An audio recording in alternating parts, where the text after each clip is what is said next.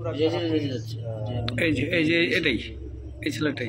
গ্রেফতারের জন্য অভিযান শুরু করে এবং ঘটনাস্থলের আশেপাশের যে সিসি ফুটেজ সেগুলো সংগ্রহ করে সেই সিসিটিভি ফুটেজ থেকে মূল যে অভিযুক্ত নাইম ওরফে শাহিনকে শনাক্ত করে। তার বাসা ছিল ঘটনাস্থল থেকে 2 কিলোমিটার দূরে। এই নাইম ওরফে বাবুকে গ্রেফতার করার জন্য তার গ্রামের বাড়ি ময়মনসিংহ এলাকার সদরের চর দুর্লভা এলাকায় অভিযান পরিচালনা করে গতকাল সন্ধ্যা আনুমানিক 6:30টার সময় বাসা থেকে তাকে গ্রেফতার করে এবং সে জানায় সে প্রকৃতপক্ষে সেইটা ছিনতাই করার উদ্দেশ্যে এই এসিড ছুড়ে মারে এবং ঘটনার পর থেকেই সে তার ঢাকাস্থ যে বাসা ছিল সেখান থেকে পালিয়ে তার গ্রামের বাড়িতে আত্মগোপন করে থাকে।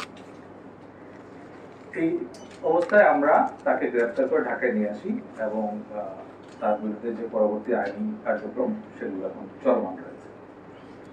এ ছিল আমাদের যে উত্তরা থানার যে ঘটনা, সেই ছিনতাইয়ের ঘটনার রহস্যোদ্ঘাটন এবং যেহেতু এখানে একটা ভিন্ন রকমের মডাস অপারেন্ডি ছিল সেটা আমরা খুব গুরুত্ব দিয়ে তদন্ত করি এবং তদন্ত এখনো প্রক্রিয়া চলমান রয়েছে এবং এক্ষেত্রে যিনি মূল অপরাধী তাকে আমরা গ্রেফতার করতে সক্ষম হয়েছি। এটা একটা ভিন্ন মাত্রার অপরাধ এবং অপরাধী যেভাবে অপরাধ করুক না কেন সে যে পুলিশের জালে পড়বে সেটাই তার একটা প্রমাণ। মাদকের টাকা জোগাড় করার জন্য নাকি পূর্ব কোনো শত্রুতা ছিল, যেহেতু অ্যাসিড নিক্ষেপ করেছে, কোনো প্রেম সংক্রান্ত কোনো বিষয় ছিল কিনা? প্রাথমিকভাবে আমরা যেটা জানতে পেরেছি সে এখানে একটা গার্মেন্টস ফ্যাক্টরিতে চাকরি করতো। 20 দিন ধরে সে এখানে চাকরি করে। সে নিয়মিত আবার চাকরিতে যোগদানও করে না, কাজও করতো না। তো আমরা যেটা তার কাছ থেকে প্রাথমিক জিজ্ঞাসাবাদে জানতে পারি সে মূলত অর্থের লোভে এই চেনটা ছিনতাই করে কিছু অর্থ উপার্জন করতে পাবে সেই লোভেই এটা করেছিল। এখন তাকে জিজ্ঞাসাবাদ করে হয়তো আরো বিস্তারিত তথ্য পাওয়া যাবে। আর এখানে যে অ্যাসিড সে ব্যবহার করেছে সেই অ্যাসিডের সোর্সও প্রাথমিকভাবে আমরা জানতে পেরেছি। এই যে ব্যাটারি চালিত রিক্সাগুলো আছে সেইখান থেকে যে সেখানে ব্যাটারিতে যে অ্যাসিডটা ব্যবহার করা হয় সেই অ্যাসিড সে সংগ্রহ করে এবং সেই অ্যাসিড নিক্ষেপের মাধ্যমে যে ভিকটিমকে অপ্রস্তুত অবস্থায় রেখে তার গলার থেকে সেটা ছিনতাই করে। কে তার কাছে বিক্রি করেছে এটা জানা গেছে? তার কাছে অ্যাসিড বিক্রি করলো কে?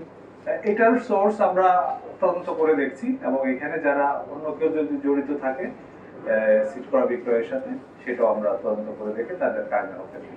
এই যে তাহলে এরকম একটা অপরাধ ছিনতাই তো ছিনতাই, কিন্তু এই ব্যতিক্রম ধর্মী আপনার এই পুলিশিং এ এই ধরনের একটা ঘটনা যাতে পাঠদান না ঘটে বা সামাজিক ইয়ার জন্য কি কি মেজারমেন্ট নেওয়া উচিত? আসলে এক্ষেত্রে যারা অপরাধী তাদেরকে প্রতিহত করতে হবে। যিনি ভিকটিম এই ক্ষেত্রে এই মামলায় তিনি কোনো পূর্বপরিকল্পিতভাবে হয়তো ভিকটিম ছিলেন না। তিনি এবং তার শিশু সন্তানকে নিয়ে তার ভাসুরের বাসায় যাচ্ছিলেন। হঠাৎ করেই যে অপরাধী তাকে অ্যাসিড নিক্ষেপ করে এবং তার গলার ঢাকা চেনটা ছিনতাই করে। এক্ষেত্রে আমরা যেটা বলবো যারা এসব নিয়ে ডিল করে তারা যেন সাবধানে ডিল করে এবং কোনো অপরিচিত বা অপ্রয়োজনীয় কারোকে কোনো অ্যাসিড যেন কারো হাতে না যায় সে ব্যাপারে যেন সবাই সচেতন থাকে।